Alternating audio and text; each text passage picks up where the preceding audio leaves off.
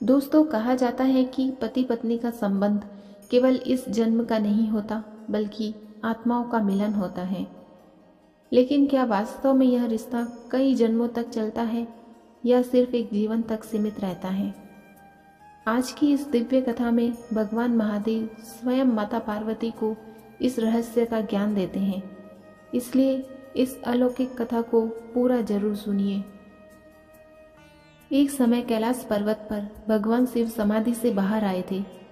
हिमालय की शांत वादियों में माता पार्वती उनके समीप बैठकर प्रेम पूर्वक उनके चरण दबा रही थी। तभी माता पार्वती के मन में एक प्रश्न उठा। माता पार्वती बोली, हे नाथ, मेरे मन में एक जिज्ञासा उठ रही है। यदि आपकी आज्ञा हो तो मैं कुछ पूछना चाहती हूँ। भगवान शिव मुस्कुराकर बोले, देवी, तुम जो पूछना चाहो निसंकोच पूछ सकती हो। माता पार्वती ने कहा, प्रभु, पति पत्नी का रिश्ता कितने जन्मों तक बना रहता है? क्या यह केवल एक जन्म का साथ है या आत्माएं कई जन्मों तक बंधी रहती है? भगवान शिव ने कुछ क्षण ध्यान लगाया और बोले, हे देवी, इसका उत्तर एक प्राचीन कथा में छिपा है। यदि तुम ध्यान पूर्वक सुनोगी तो सब समझ जाओगी। बहुत समय पहले सूर्यकेतु नाम का एक समृद्ध और वैभवशाली राज्य था। उस राज्य में राजकुमारी आर्यमंजरी रहती थी। वह अत्यंत सुंदर, धर्मपरायण और गुणवान थी। उसका विवाह वीर और न्यायप्रिय राजकुमार विराट सेन से हुआ था। दोनों का जीवन प्रेम और सुख से भरा था। राज्य में समृद्धि थी, वैभव था, सम्मान था, लेकिन एक कमी थी, उन्हें संतान सुख प्राप्त नहीं हुआ था। समय बीतता गया। एक दिन राजकुमारी आर्यमंजरी गंभीर रूप से बीमार पड़ गई। उसे आभास हो गया कि उसका जीवन समाप्त होने वाला है। उसने राजकुमार विराट सेन को अपने पास बुलाकर कहा, स्वामी, मैंने जीवन भर आपका साथ निभाया है, लेकिन मैं आपको संतान सुख नहीं दे सकी। मुझे लगता है मेरा समय समाप्त हो रहा है।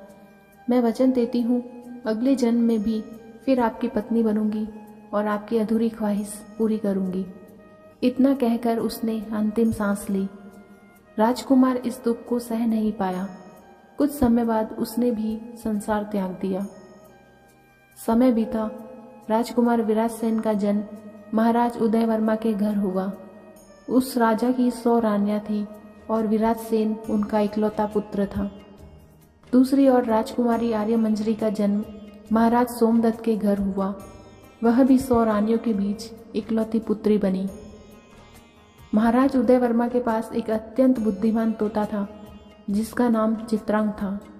राजा हर महत्वपूर्ण निर्णय में उसकी सलाह लेते थे। एक दिन राजा ने चित्रांग को आदेश दिया कि वह राजकुमार विराट सेन के लिए योग्य वधू खोजकर लाए। उन्होंने वधू के गुण लिखकर एक पत्र चित्रांग के पैर में बांध दिया। राजकुमारी की खोज में उड़ते हुए चित्रांग चंद्रवन नाम के घने जंगल में पहुंचा। वहां उसकी मुलाकात एक समझदार मैना से हुई, जिसका नाम था मधुलिका। बातचीत में पता चला कि मधुलिका भी अपने राज्य की पुत्री के लिए योग्य वर खोज रही थी। दोनों को समझ आ गया कि वे जिनके लिए जीवन साथी खोज रहे हैं, वे एक दूसरे के लिए ही बने हैं। दोनों राज्यों में विवाह की तैयारियां शुरू हो गई, लेकिन विवाह से पहले ही महाराज उदय वर्मा की मृत्यु हो गई और विवाह टल गया। कुछ समय बाद राजकुमार विराट सेन विवाह के लिए निकला। रास्ते में उसका प्रिय तोता चित्रांग मारा गया और महाराज सोमदत्त ने विवाह से इनकार कर दिया। राजकुमारी आर्यमंजरी ने जब विराट सेन को देखा तो वह उसे पहचान गई। उसने रात में महल छोड़ दिया और उसके साथ चल पड़ी। दोनों राज्य छोड़कर यात्रा करने लगी। यात्रा के दौरान वे काल विनाश नगर पहुंचे, जहां क्रूर माया नाम की जादूगरनी रहती थी। उसकी पुत्री तिलिस्मा राजकुमार विराट सेन पर मोहित हो गई। क्रूर माया ने छल से राजकुमार को भैंसे में बदल दिया और उसे छिपा कर रख लिया। राजकुमारी उसे खोजती रही, लेकिन वह पहचान नहीं सकी। राजकुमारी ने हार नहीं मानी। उसने पुरुष वेश धारण किया और सेनापति वीरेंद्र नाम से उस नगर में सेवा करने लगी। अपनी बुद्धिमानी और न्यायप्रियता के कारण वह नगर की शासक बना दी गई। एक दिन एक व्यक्ति भैंसा बेचने दरबार में आया। राजकुमारी ने उसे खरीद लिया। कुछ समय बाद भैंसा गायब हो गया। उसने पूरे नगर के भैंसों को दरबार में बुलाने का आदेश दिया। जब क्रूर माया का भैंसा लाया गया और उसकी रस्सी खींची गई तो वह राजकुमार विराटसेन में बदल गया। राजकुमारी उसे देखकर भावुक हो गई। क्रूर माया और तिलिस्मा को दंड दिया गया। कुछ समय बाद दोनों चंद्रवन घूमने गए। वहां अनंत वट वृक्ष पर उन्हें अपने पिछले जन्म का प्रेम चिन्ह मिला।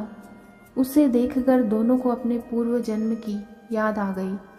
राजकुमारी बोली, स्वामी, हमारा प्रेम जन्मों से चला आ रहा है। समय बीतने पर उन्हें संतान सुख भी प्राप्त हुआ।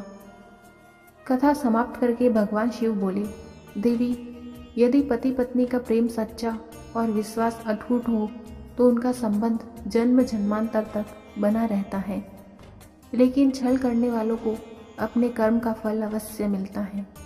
माता पार्वती प्रसन्न होकर बोली, प्रभु, अब मेरी जिज्ञासा शांत हो गई। दोस्तों, यह कथा हमें सिखाती है कि पति पत्नी का रिश्ता प्रेम, विश्वास और समर्पण से बनता है। सच्चा प्रेम समय और जन्मों की सीमाओं से परे होता है। अगर आपको यह कथा पसंद आई हो तो वीडियो को लाइक करें, शेयर करें और चैनल को सब्सक्राइब ज़रूर करें। कमेंट में हर हर महादेव जरूर लिखें।